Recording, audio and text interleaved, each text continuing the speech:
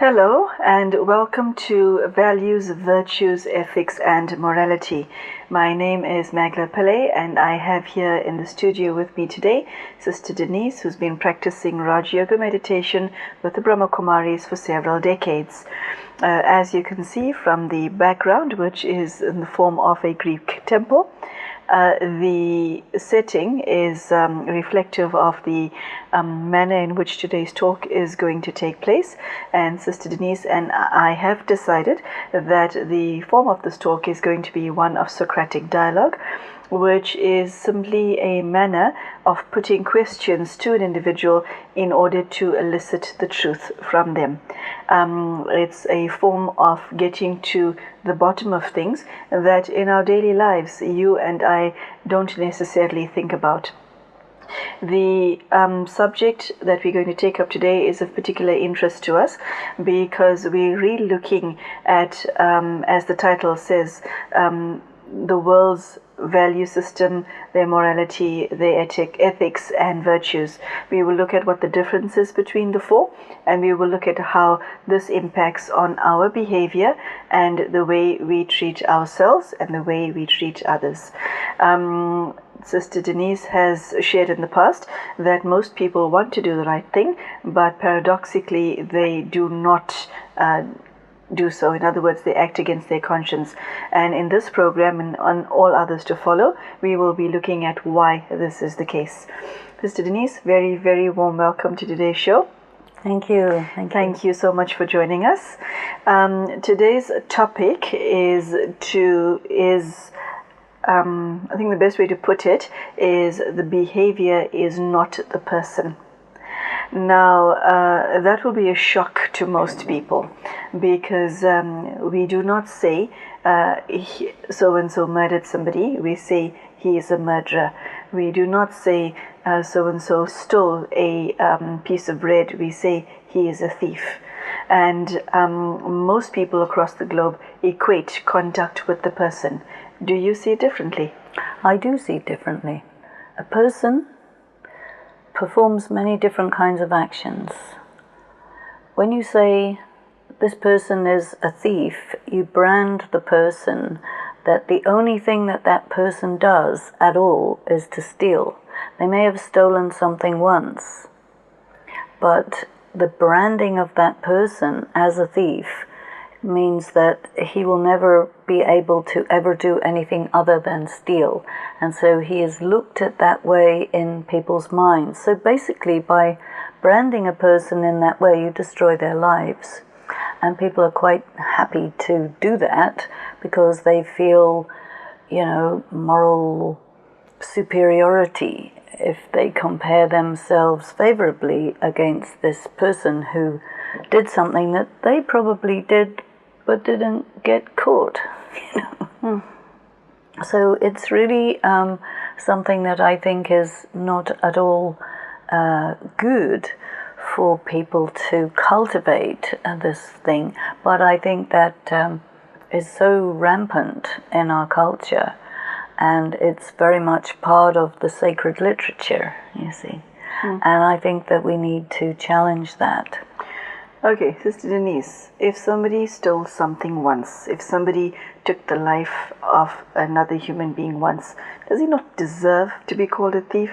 Does he not deserve to be called a murderer, a robber, a blackguard? Does he not deserve the title based on his conduct? It's not really a question of whether he deserves it or not. It's more a question of the habit that is very much widespread of branding people. Somebody will say, I am a lawyer, I am a doctor, I am a king, I am the president, therefore I'm a good person, you must respect me. He is a thief, therefore he's a bad person, you're free to treat him however you want. That is the problem, you see, because a person who is in a position or occupying an office that carries respect and regard with it may well also steal, murder, lie, etc., etc. And in many cases, because of their high office, they are immune. And so I think that's a whole lot worse than somebody who is branded as a thief for stealing a piece of bread because he wants to feed his family because the people in power deprived him of his job, you see. So the whole justification of moralistic behavior, punitive behavior, I would really call into question, because I see that it doesn't really have a valid foundation. And this is why I think it's much better if you say this is a pure, peaceful, loveful, blissful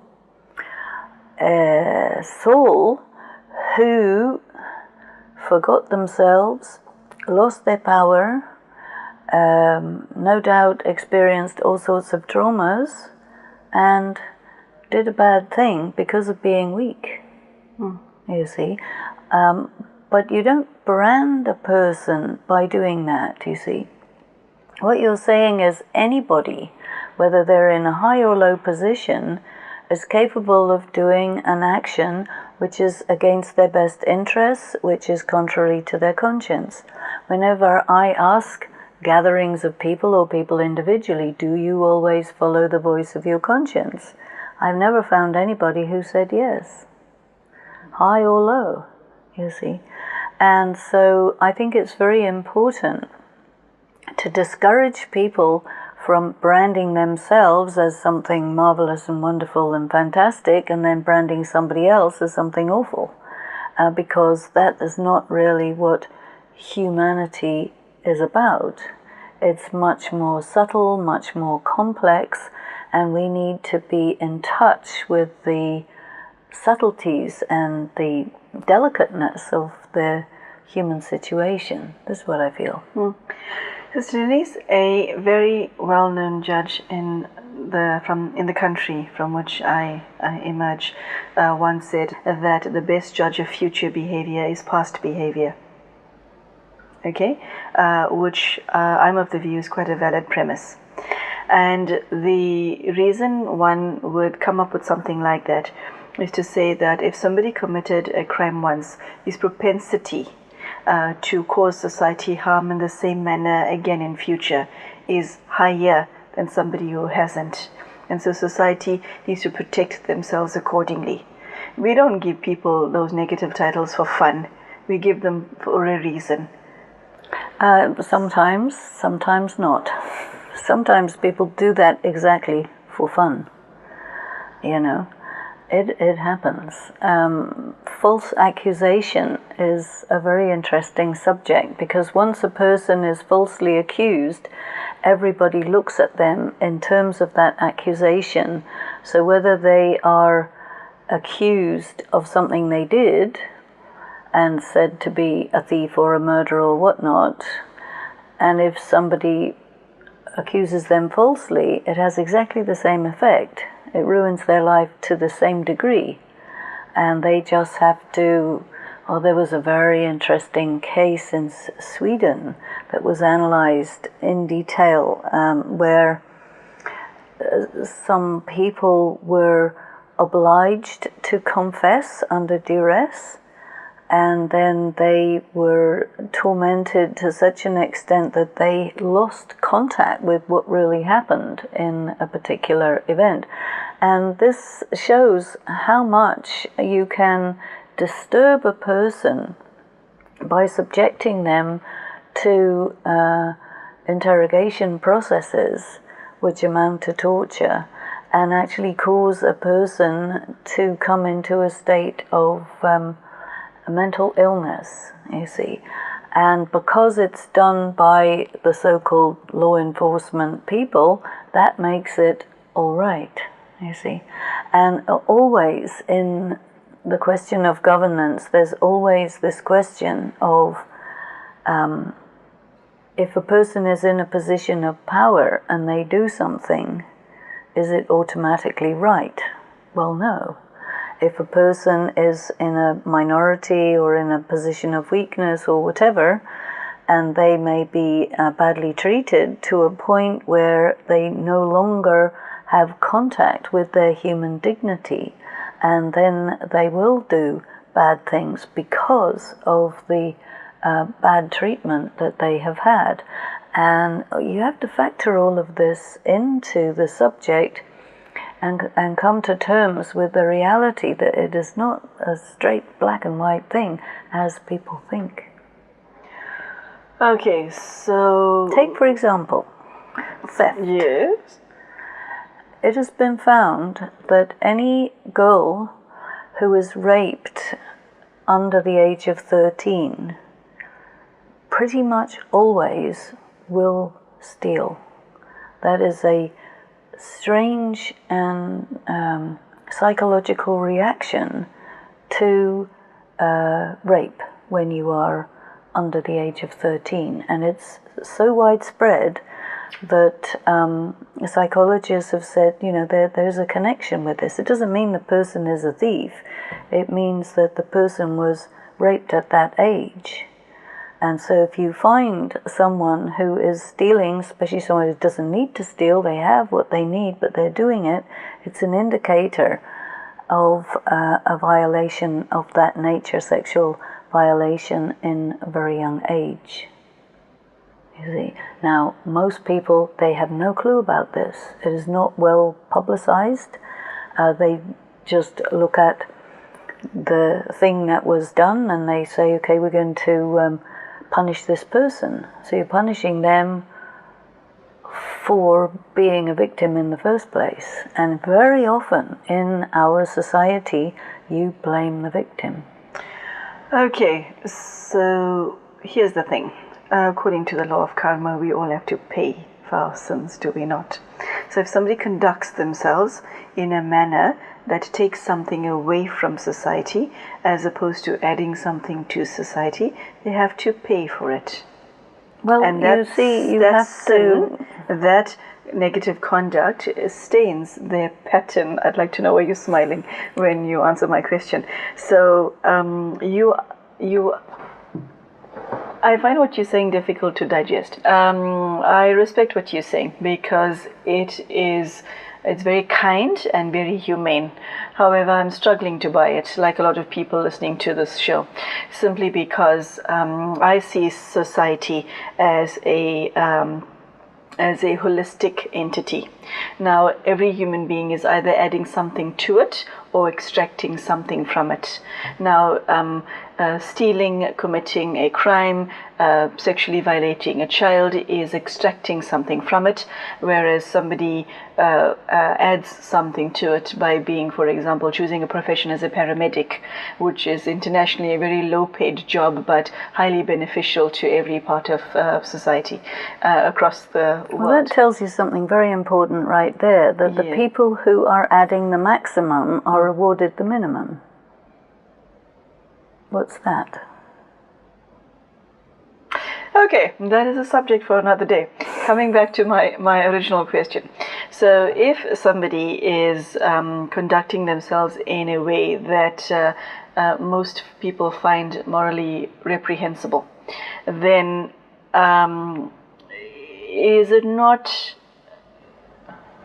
the law that the person who behaves badly be seen as a person who behaves badly, so much so that society, when encountering such a person in future, will be able to protect themselves from this person? You're looking at particular incidents without seeing what led up to it. Does that matter? It does. Why? Because there are many things that never come to light which need to be taken into consideration. Many things which are shown in a biased way which cause people to think about that thing in a way that is different from how it really was. And if you look at things in that sort of black and white, cardboard cutout way, then it causes people to make evaluations which are very kind of from the hip, just without taking into consideration everything that has to be taken into consideration. So instead of being good judge, they become prejudiced. And they operate out of prejudice, which subtracts from society. It doesn't add. So in Raj Yoga, we're taught about seeing the three aspects of time. That is, every situation that becomes visible in any present moment has a whole series of things that led up to that. And if you don't bear those in mind, you wouldn't understand what this is in all of its dimension. And you also wouldn't understand where it's going, you see. So it has been taught to us, you must look at everything in terms of the three aspects of time, otherwise you will make a judgment based on incomplete information, and therefore your judgment is likely to be wrong. So, in order to become more wise, more sensitive, more right, one has to look at the larger context in which things happen. Whereas the moralistic people will never look at that. They will just see something that if they can punish, if they can make somebody feel bad, by comparison, they make themselves feel good and can pretend to themselves, well, my sins are nothing in comparison with this other person's sins, you see. And then they permit themselves to compromise their behavior, and this is what leads to double standards, which is another subject we need to talk about. One law for me, another law for these other people. Okay, so let's talk about we spoke earlier about society and how they view somebody who does something wrong. Now let's look at the person who finds himself in jail or finds... But it's also difficult to talk about society, because society is made up of a huge number of different groups, all of whom think differently, feel differently, experience differently. So to make a generalization about society is unlikely to be true. Okay, let's look at the scenario where somebody has a history of committing crime, stealing, found himself in the position of being an abandoned child, and who's resorted to stealing most of his life in order to survive. Definitely. And now he is now branded as a criminal and a thief. How can he come back from that if one day he wakes up and realizes that I have a chance at making a life for myself? I'm now 19 years old and I want to become someone. 19 years old? What happens in cases like that? By the time the person is 19 years old, he's probably in a gang. And the lifespan of a gang member is 21, so he has two years to go. Okay. And he has also been criminalized. He has already been branded. The likelihood of waking up and having a realization that, oh, I think I'm going to change my life, that's not realistic. Okay. It's really not realistic.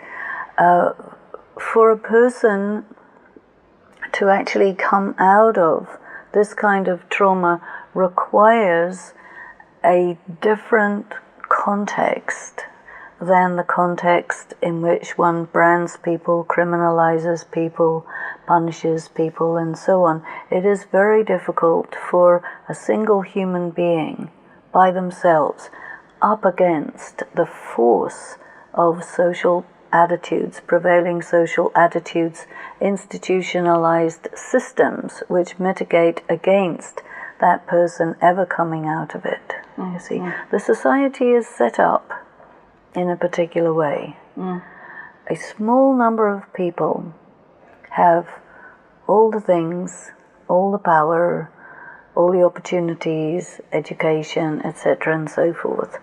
A large number of people don't have access to that, and the small number of people who do make sure it stays that way because they have the power to do that.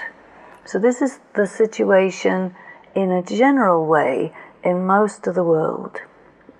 So to criminalize people, to make out people to be weak and bad and so on, is a way of maintaining the status quo. And so that is a survival instinct on the part of the small number of people who enjoy the maximum of privileges. And it's just the reality of the world we live in. So then the question arises, in such a reality, how does a normal person, not even a criminal, a normal person, how do you navigate yourself where you are somewhere in between those two extremes? Most people are not at either end. They're somewhere in the middle. You want to be a good person, you want to follow the voice of your conscience, but everywhere around you, you find yourself in situations that are bigger than yourself. So the main difficulty for a person is weakness. What meditation will do for that person is give you strength, because a weak person in the face of all of this, homicidal or suicidal, ultimately. A weak person will get into depression, which is the suicidal direction, or they'll be reactive, which is the homicidal direction, So I would say that because we are in very extreme, difficult, pressured situation, the most important thing to do is to strengthen the self and develop resilience in the face of all of this. That's what I would say. Say more about that, Sister Denise. What do you mean, resilience? Well, resilience means you have to be really very sure about yourself that I am a good person regardless of what everybody says. You see, because when everybody says I'm a bad person, then I'm going to start thinking, well, I thought I was good, but maybe I'm wrong. Maybe they're right. You see, because it's thousands of people think I'm no good, and I'm the only person who thinks I'm good. You start to doubt in yourself, you see, because you don't have any reinforcement, positive reinforcement, plenty negative reinforcement. So a spiritual environment gives a person a lot of positive reinforcement, and when there is a lot of positive reinforcement, that helps a person to feel that, yeah, maybe I can, turn around my life. Okay, so you're saying that a person is not their behavior. This is the person, and there's the behavior, and yet you face the consequences of your behavior. How does that work? The consequences of your behavior, you make a mistake, you will pay for that mistake. But if you say you are a mistake, you'll never stop paying. There's no end. You see. So that puts a person into a position where they might as well die. They have nothing to lose. They have no reason to do different behavior because they've been condemned, It's over, you see.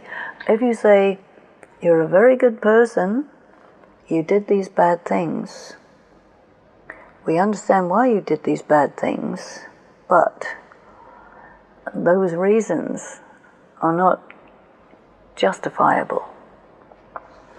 They are understandable, but, here's some other options. You could do this, you could do this, you could do this. That is going to help.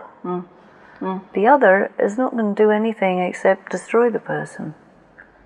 And one of the big problems we have in the world today is overpopulation. It's a very big problem. There's 7-8 billion people. The earth cannot sustain all of these people within the system, which is so inequitable. And so the way that many people are seeing is that, well, you know, the problem is there's too many people. That means life is cheap. Life is not valued.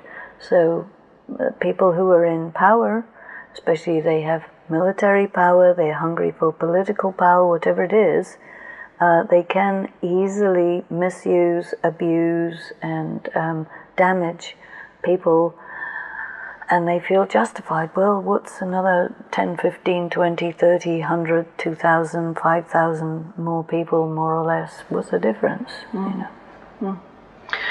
Okay, unfortunately, Sister Denise, that is the last answer that we hear from you today, because we've run out of time. Thank you so much for your exceptionally enlightening talk. I think most of us fall into the category where we equate somebody with their behavior, and what Sister Denise has shown us today is that we should re-look at that stance of ours.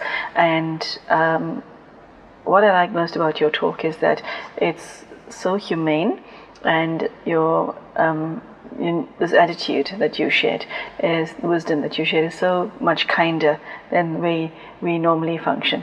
I will invite you to take what Sister Denise said and sit with these thoughts and see whether you can apply it into your life, because I think there's room for improvement in all our lives, and what Sister Denise just shared is universally applicable. You are not your mistakes. I think that is the main message that I took from today's talk. I hope this has been of interest to you, and if you liked what you heard today, please feel free to join us on a subsequent occasion. Thank you for your time, and goodbye.